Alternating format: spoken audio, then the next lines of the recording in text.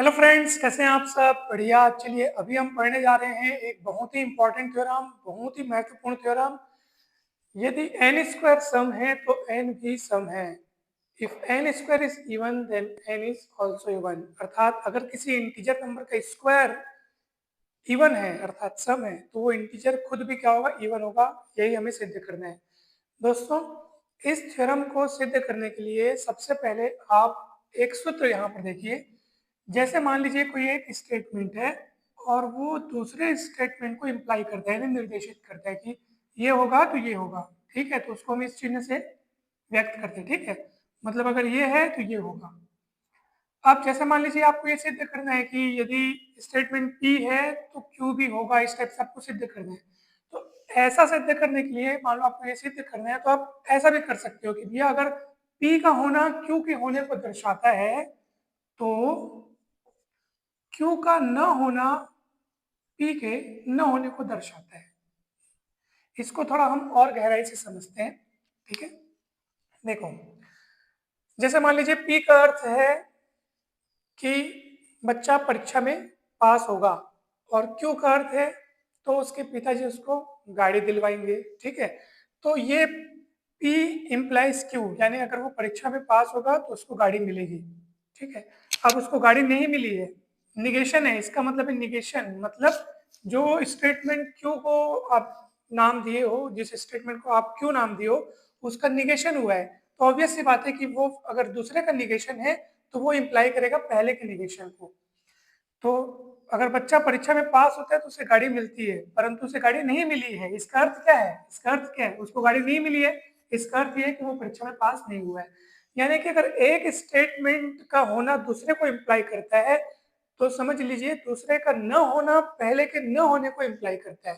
तो अब आप कहेंगे सर इस चीज को हम यहाँ कैसे इस्तेमाल करेंगे? तो देखो, हमको सिद्ध करना है कि यदि n स्क्वायर सम है तो p का मतलब मान लो कि n स्क्वायर सम है।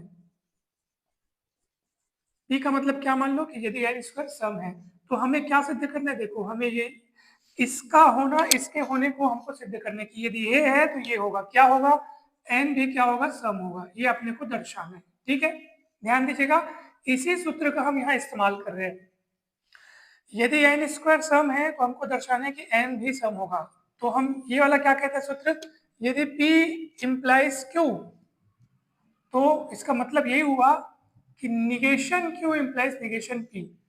अर्थात अगर पहले सेंटेंस का होना दूसरे को निर्देशित करता है तो दूसरे का न होना पहले के न होने को निर्देशित करेगा। अर्थात यदि हमें सिद्ध करना है कि यदि n स्क्वायर सम है तो n भी सम होगा, तो इसी चीज को सिद्ध करने के लिए आप ऐसा सिद्ध कर दो कि यदि n विषम है, यानी इसका उल्टा, तो यदि n विषम है तो n स्क्वायर भी क्या होगा? विषम होगा। तो दोस्तों अगर आप ये चीज सिद्ध कर देते हो तो समझ लीजिए कि आपने ये चीज सिद्ध कर दिया इसी सूत्र की मदद से। अगर आपको p प्लस q सिद्ध करना है तो आप ये करो कि q का न होना p के न होने को दर्शाता है, ये सिद्ध कर दो, तो इसका मतलब वही हो जाएगा कि आपने ये सिद्ध कर लिया। तो अगर हमको सिद्ध करना है कि n स्क्वायर के सम होने से n भी सम होगा, तो इस चीज को सिद्ध करने के लिए आप ऐसा कर लो कि n को विषम लेकर के n स्क्वायर को भी विषम ला लो और अब बता दो, देखो भैया n को विषम ले रहे तो n स्क्वायर भी विषम आ रहा है, इसका मतलब जब n स्क्वायर सम होगा तो n भी क्या हो जाएगा? सम हो जाएगा। तो इस तरीके से भी हम थ्योरम को सिद्ध कर सकते हैं और यहाँ पर हम यही तरीका अपनाएंगे दोस्तों। तो चलिए हम n को विषम मान के चलेंगे और n स्क्वायर को भी विषम सिद्ध करके लाएंगे। चलिए, तो अपन मान लेते हैं कि n विषम है। ऑब्वियस सी बात है, किसी भी विषम पूर्णांक को आप इस तरीके से लिख सकते हैं। ठीक है, क्योंकि कोई भी विषम पूर्णांक, कोई भी odd integer 2 into any integer plus 1 होते हैं। जैसे 1, 3, 5, 7 ये सब विषम पूर्णांक है, ऑड इंटीजर है। ठीक है, जैसे मान लीजिए 7, 7 को अपन लेते हैं तो 7 एक ऑड इंटीजर, तो 7 को आप किस तरीके से लिख सकते हैं? 2 गुणित 3 धन 1, 2 3 6 और 1 7। किसी भी ऑड इंटीजर को आप इस रूप में ऑलवेज एक्सप्रेस कर सकते हैं। जैसे आप कहेंगे सर 11, उसको आप लिख सकते हैं 2 गुणित 5 धन 1। तो यही पैटर्न हुआ, देखो यही पैटर्न हुआ, 2 into M plus 1, 2 into 5 plus 1। कोई भी ऑड इंटीजर को आप इस रूप में एक्सप्रेस कर सकते हैं। ठीक है, तो मान लिए कि n क्या है? विषम है। अब चलिए भैया n को विषम लेकर के अब आपको क्या सिद्ध करना है? n स्क्वायर पे विषम होगा। अगर आपने ये सिद्ध कर दिया ना तो समझ लीजिए कि ये सिद्ध हो गया। और कैसे हुआ ये आपको मैंने ये सूत्र बताया, ठीक है। चलिए अब दोनों ओर स्क्वायर कीजिए, तो N square is equals to 2m plus 1 square. तो ये एन स्क्वायर होगा, ए प्लस बी के स्क्वायर का सूत्र लगेगा, ए का वर्ग मतलब 4m का वर्ग, बी का वर्ग मतलब 1 का वर्ग, प्लस 2ab मतलब 2 इंटू 2m इंटू 1 यानी कि 4m हो जाएगा। तो क्या हो जाएगा एन स्क्वायर।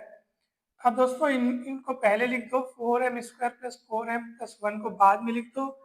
ये एन स्क्वायर हुआ, यहाँ से 2 कॉमन ले लो। वैसे तो 4 कॉमन आ रहा है, परंतु आप 2 कॉमन ले लो क्योंकि हमको विषम के रूप में दिखाना है ना, तो ये इसी रूप में इसको फिट करेंगे। तो 2m स्क्वायर प्लस 2m बचेगा प्लस 1। इसको आप एक नया नाम दे दो, तो ये एन स्क्वायर बराबर 2p प्लस 1। इस पूरे को आपने p कह दिया, जहां p बराबर, ठीक है, जहां p बराबर कौन है भैया, 2m स्क्वायर प्लस 2m।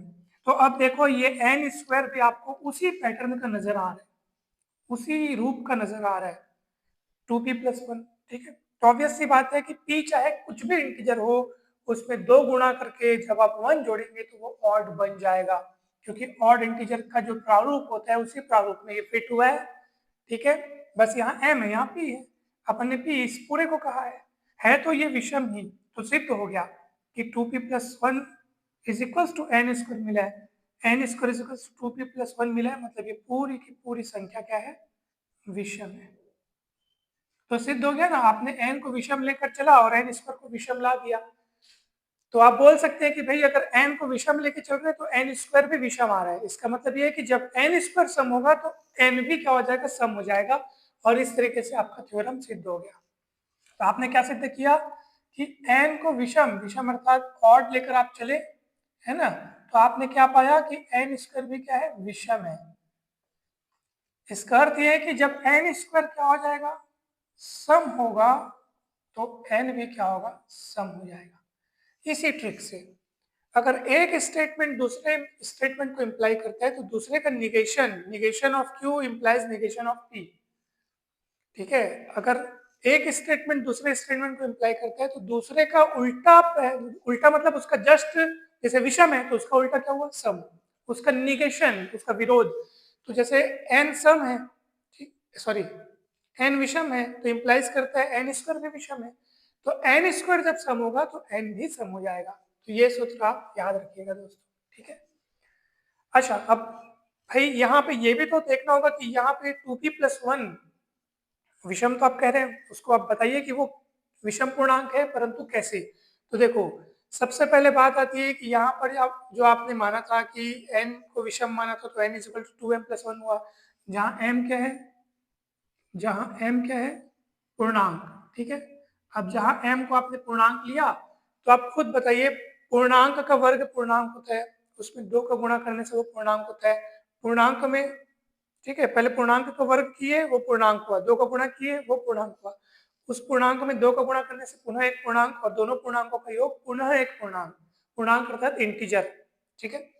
किसी इंटीजर का स्क्वायर इंटीजर होगा, उसमें फिर 2 करोगे तो फिर से इंटीजर बनेगा, और ये m जो कि इंटीजर है उसमें 2 का गुणा करने से वो इंटीजर रहेगा, दोनों इंटीजर का योग पुनः एक इंटीजर होगा, उसमें 2 का गुणा करोगे फिर से इंटीजर होगा, प्लस 1 करोगे तो पुनः एक इंटीजर होगा। मतलब साफ साफ पता चल रहा है कि ये पूरा का पूरा क्या है, एक इंटीजर है। तो आप किताब में देखेंगे तो इसी बात को एक विवरण करके दिया हुआ है कि किस तरह से ये इंटीजर हुआ, जिसको हमने मौखिक रूप में आपको बताया। परंतु ये सिद्ध तो हो गया कि हाँ, जब कभी n स्क्वायर सम होगा तो n भी क्या होगा, सम होगा। whenever n square is even then n is also even। तो इस तरीके से थ्योरम प्रूफ हुआ है दोस्तों, ठीक है। तो मुझे उम्मीद है कि आपको ये बहुत अच्छे से समझ में आया होगा। अगर थ्योरम अच्छा लगा हो, समझ में आया हो, तो जरूर वीडियो को लाइक करें, चैनल को सब्सक्राइब कर वीडियो को शेयर करें। आप सभी का बहुत बहुत धन्यवाद, थैंक यू सो मच। जल्द ही मिलते हैं नेक्स्ट वीडियो में, और इसके पहले के वीडियोज अगर आपने नहीं देखे हैं तो जरूर जाइए, डिस्क्रिप्शन बॉक्स में उनके लिंक दिए हैं, जरूर देखिए दोस्तों। किसी भी प्रकार की डाउट हो, कुछ भी अगर आपको कहीं लगता हो कि सर ये कैसे आया या यहाँ ये, तो आप बिल्कुल बेझिझक बिंदास पूछ सकते हैं। Thank you so much.